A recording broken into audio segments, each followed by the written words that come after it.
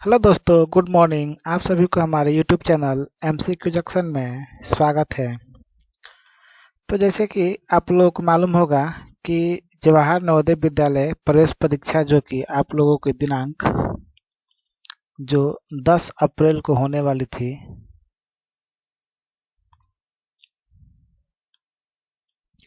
वो अब कब होगा? अब 16 मई को। ठीक है।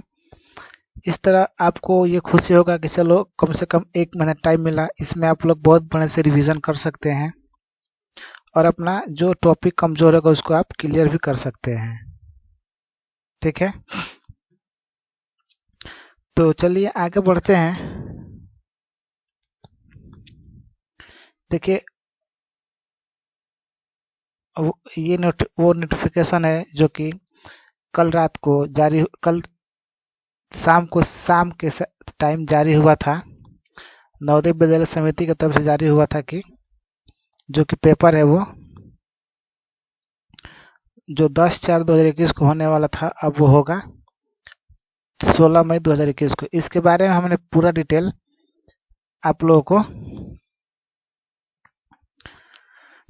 कल रात वाली वीडियो बता दिया है। अगर आप लोगों को पूरा डिटेल से जानना है कि क्यों कैंसिल हुआ है, क्या कारण है, कब पेपर होगा, तो इसको आप जाकर हमारे प्रीवियस वीडियो में देख सकते हैं। ठीक है। देखिए, एक और नोटिफिकेशन होगा, ये भी ध्यान से पढ़ लीजिए इसको भी आप लोग।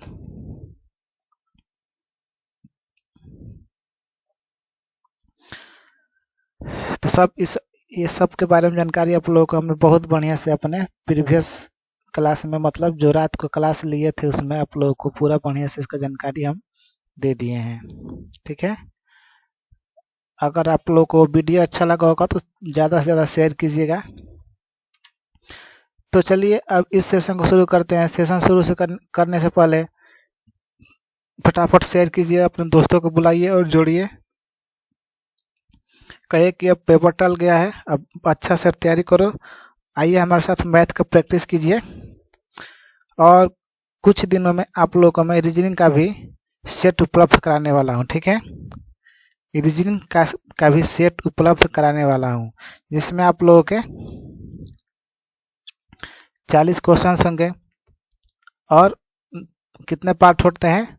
टोटल 10 पार्ट होते हैं। ठीक है। रीजनिंग का उसमें प्रत्येक पार्ट से 4 क्वेश्चन आएंगे तो हो जाएंगे 40 क्वेश्चन। ओके।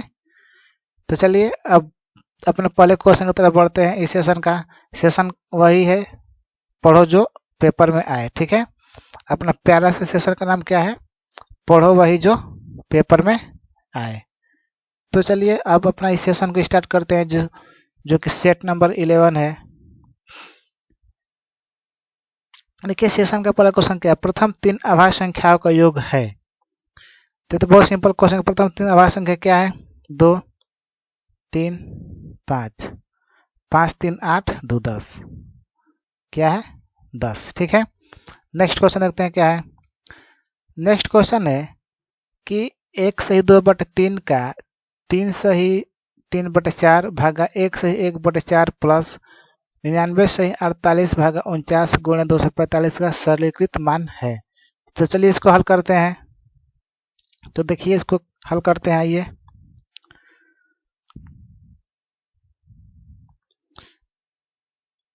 इसको लिख सकते हैं 3 एकम 3 2 5 5/3 का मतलब गुणा 4 3 12 12 3 15 15/4। ठीक है। इसको एक कोष्टक में कर देते हैं भागा 4 एकम 4 1 5 5/4 और इसको गुणा करते हैं। इसमें गुणा करेंगे फिर इसको जोड़ेंगे तो हमारा आ जाएगा 4899/49 इंटू 245। ओके, इतना समझ में आ रहा है। देखिए अब इसको करते हैं। ये कट जाएगा 5 बार, 5 5 25/4 25/4। ये गुणा हो जाएगा तो 4/5 प्लस ये कट जाएगा कितने बार में, 5 बार में। तो ये हो जाएगा 4 8 9 9 गुणे 5, ये कैंसिल, ये गया 5 बार। तो अब क्या बचा, 5 प्लस इसको गुणा करेंगे तो 24495 इक्वल टू कितना हो जाएगा 24500, जो कि आपका ऑप्शन नंबर डी सही है। ठीक है, इसको देखिए पहले बोर्ड मास का नियम पढ़े होंगे, तो पहले ब्रैकेट ऑफ, यहाँ पे पहले ऑफ हल करेंगे, ऑफ के बाद डिवाइड, उसके बाद ये इसको सीधा रखेंगे, उसके बाद मल्टीप्लाई एंड एडिशन। ठीक है, चलिए नेक्स्ट देखते हैं।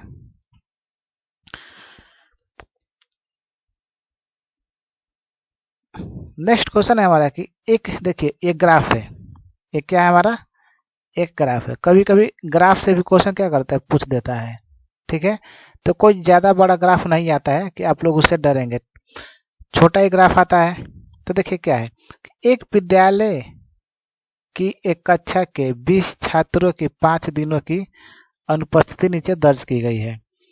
अब दिया है कि अंतिम 3 दिन में कितने छात्र अनुपस्थित रहेंगे।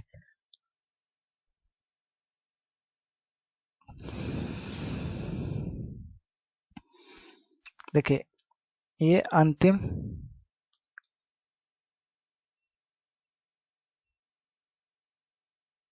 3 दिन, देखिए 1 2 3 4 5 दिन है, तो अंतिम 3 दिन बोला मतलब ये।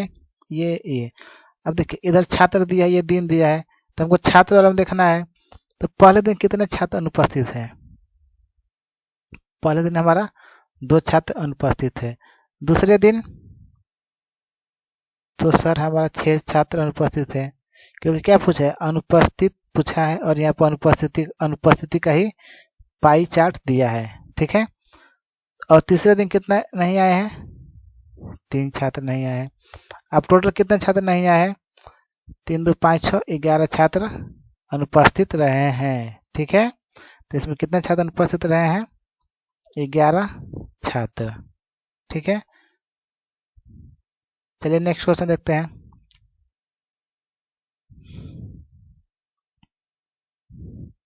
नेक्स्ट क्वेश्चन है कितने समय में 3% वार्षिक दर से 8000 का ब्याज, 8000 का साधारण ब्याज उतना ही होगा जितना कि 4% वार्षिक ब्याज की दर से 6000 का साधारण ब्याज 5 वर्ष में होगा। देखिए इस क्वेश्चन में क्या कह रहा है, आपको समझ में आ रहा है, तो दोनों का इंटरेस्ट क्या है,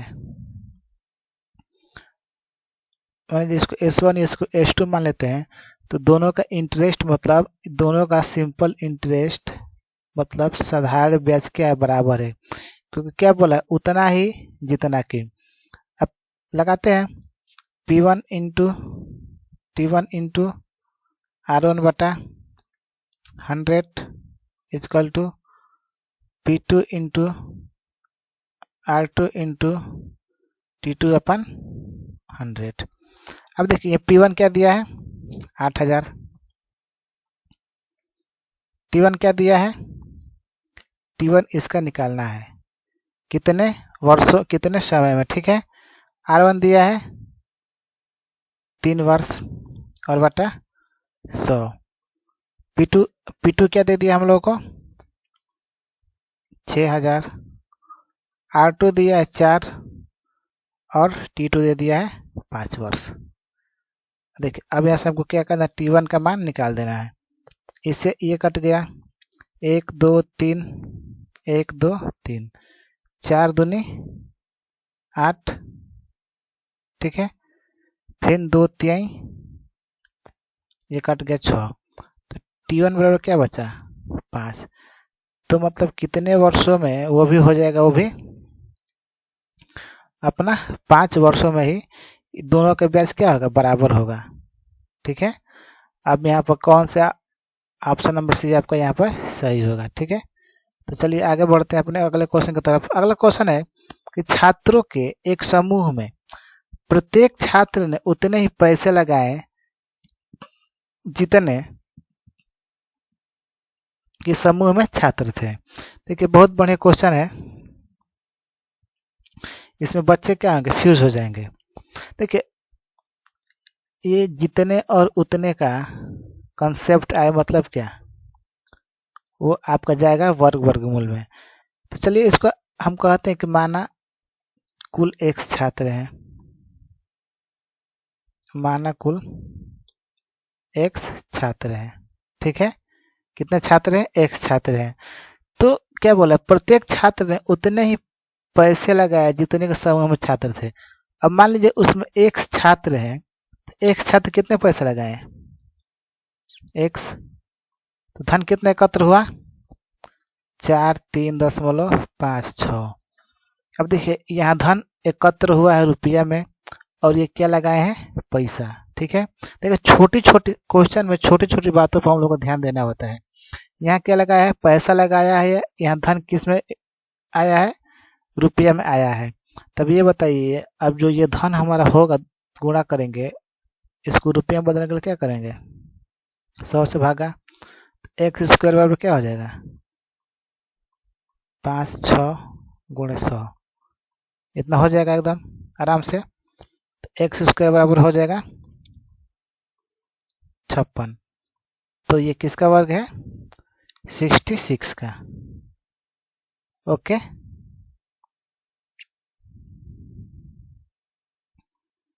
66 मतलब क्या, क्या पूछा है कि समूह में कितने छात्र थे, 66 छात्र थे।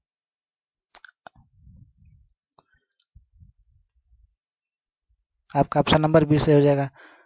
नेक्स्ट क्वेश्चन देखते हैं। नेक्स्ट क्वेश्चन है, किसी परीक्षा में ए बी क्रमशः अधिकतम अंकों का 60% तथा 30% अंक प्राप्त करता है। इनके प्राप्तांकों का योग 783 है। तो परीक्षा में कुल कितने पूर्णांक थे।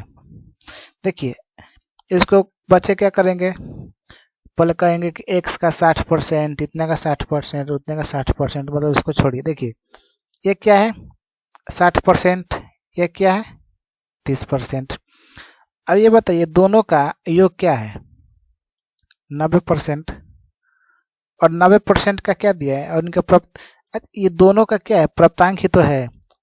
अधिकतम अंकों का जब इतना अंक प्राप्त कर रहे हैं तो दोनों का प्राप्तांक है 90%, और दोनों का प्राप्तांकों का योग क्या दे दिया है 783। अब ये बताइए कि 1% बराबर क्या होगा 783/90। अब हम लोग को ये बताइए कि पूर्णांक कितना होता है। पूर्णांक हमेशा अपने आप में 100% होता है, ठीक है। पूर्णांक अपने आप में हमेशा 100% होता है। जब हम यहाँ पर 100% निकालेंगे 783/90 गुणे 100, ये कटा, ये कट जाएगा 9 से, 7 3 10 18 8 1 9, 9 से कट जाएगा, ये कट जाएगा, ये 8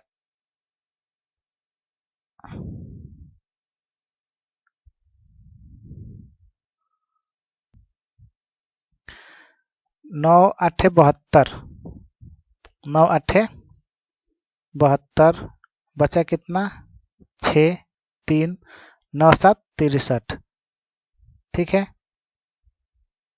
तो कट गया 87 बार में, तो बचा क्या 87 गुणे 10 बराबर टोटल 100% क्या है हमारा, जो प्राप्तांक जो पूर्णांक होगा वो हमारा 100% होगा, और वो क्या होगा, वो 870 होगा, ठीक है।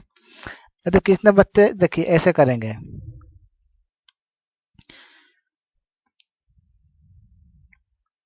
कि माना पूर्णांक 1 से, माना पूर्णांक 1 से, फिर क्या करेंगे x का 60% प्लस x का 30% इक्वल टू 783। अब यहाँ से क्या करेंगे, वो सब x का मान निकालेंगे। तो क्या हो गया, थोड़ा लेंदी हो जाएगा, ठीक है, और थोड़ा कैलकुलेटिव हो जाएगा। अगर आप इस तरह समझ रहे हैं कि दोनों का प्राप्तांक है परसेंटेज में और दोनों का यहाँ प्राप्तांक क्या है, अंकों में दे दिया है, तब अब दोनों का प्राप्तांक परसेंटेज का योग उनके प्राप्तांकों का योग के बराबर होगा, एकदम 100% होगा, ठीक है। अब ऐसा 1% का मान निकालेंगे। तब ये बताए, जब हमारा 1% का मान निकल गया तो पूर्णांक अपने आप में कितना होता है, 100% होता है, ठीक है। पूर्णांक अपने आप में 100% होता है। तो अब यहाँ से 100% का मान निकालेंगे तो आ जाएगा हमारा 870, ठीक है। नेक्स्ट क्वेश्चन है 108 मीटर लंबे आयत का क्षेत्रफल उस वर्ग के क्षेत्रफल के बराबर है जिसकी प्रत्येक भुजा 72 मीटर लंबी है। तो आयत की चौड़ाई कितनी होगी। देखिए, क्या आयत का क्षेत्रफल और वर्ग का क्षेत्रफल क्या है, बराबर है।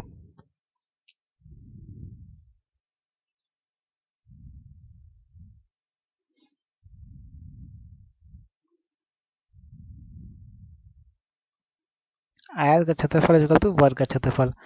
आयत का क्षेत्रफल होता है लंबाई गुणा चौड़ाई और वर्ग का क्षेत्रफल होता है भुजा का स्क्वायर।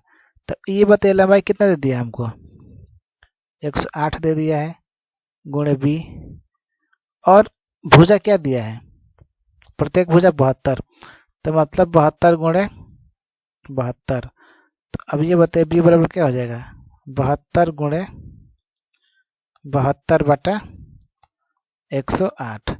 अब इसको कटाएंगे हम, तो हमारा कटाते हैं 9 से कटाते हैं इसको, 9 कम 9, 9 दूनी 18 और 9 से ये 8 बार में और ये 6 बार में। तो बचा क्या, 8 गुणे 6 बराबर 48। तो इसकी चौड़ाई क्या हो जाएगी, 48।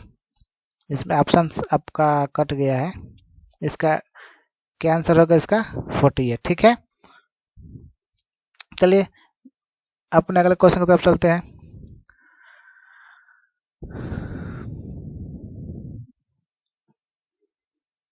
अगला क्वेश्चन है कि वह छोटी से छोटी संख्या 12, 15, 20 तथा 54 के भाग करने पर प्रत्येक दशा में शेष बचे वो संख्या क्या है।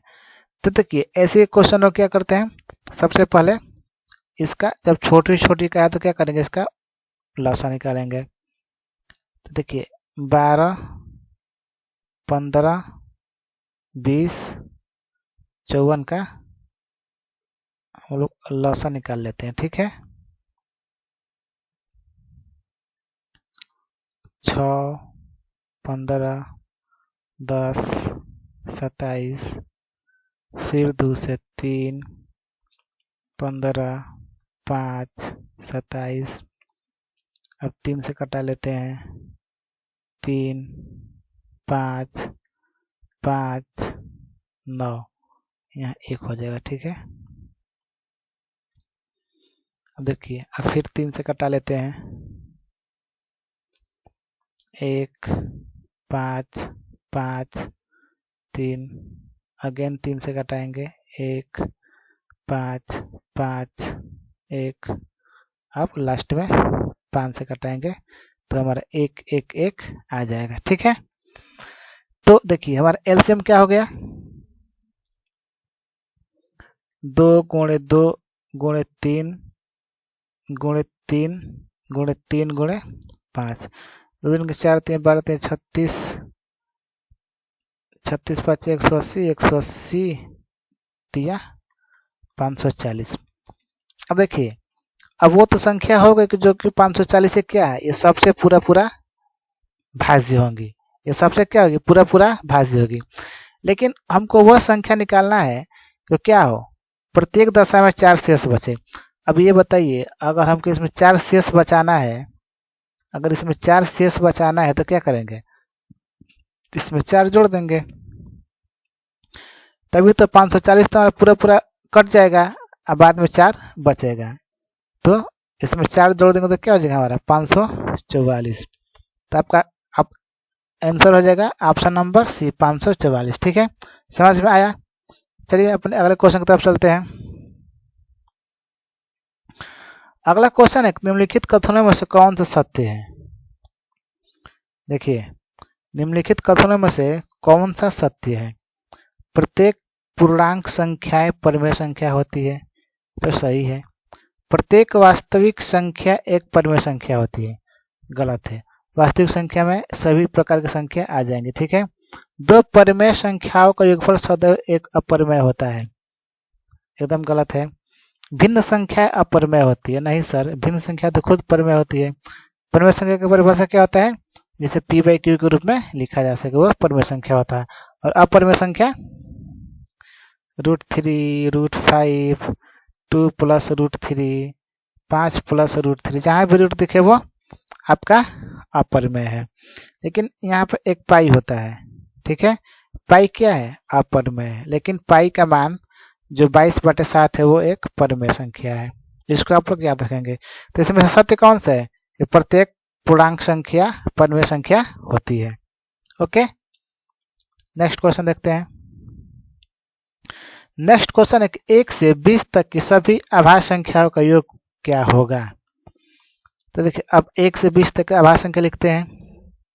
2, 3, 5, 7, 11, 13, 17, 19, 7 3 10, 9 1 10, 20, 20 7 27, 27 5 32, 36 और ये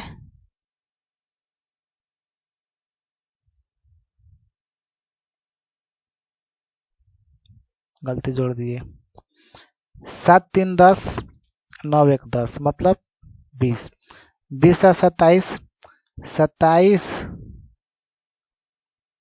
और 3 2 5, 5 2 7 और 3 10, 7। देखिए लास्ट में एक ही ऑप्शन का 7 है, तो इसका जोड़ेंगे तो हम 77 आएगा। ठीक है, इसका ऑप्शन नंबर भी सही हो जाएगा। इसको क्या करेंगे, इसका जोड़ सभी आभाज्य, क्योंकि ये क्या बोला 1 से 20 तक के आभाज्य संख्याओं का योग पूछा है, तो आभाज्य संख्या लिखकर उसको योग कर देंगे। ठीक है, चलिए नेक्स्ट क्वेश्चन है कि 2/1000 + 3/100 + 4/10 का योगफल दशमलव में क्या होगा। तो देखिए इसको करने के लिए सबसे पहले क्या करेंगे, इसको हम दशमलव में लिख लेंगे 0 0 2। इसका क्या हो जाएगा 0.0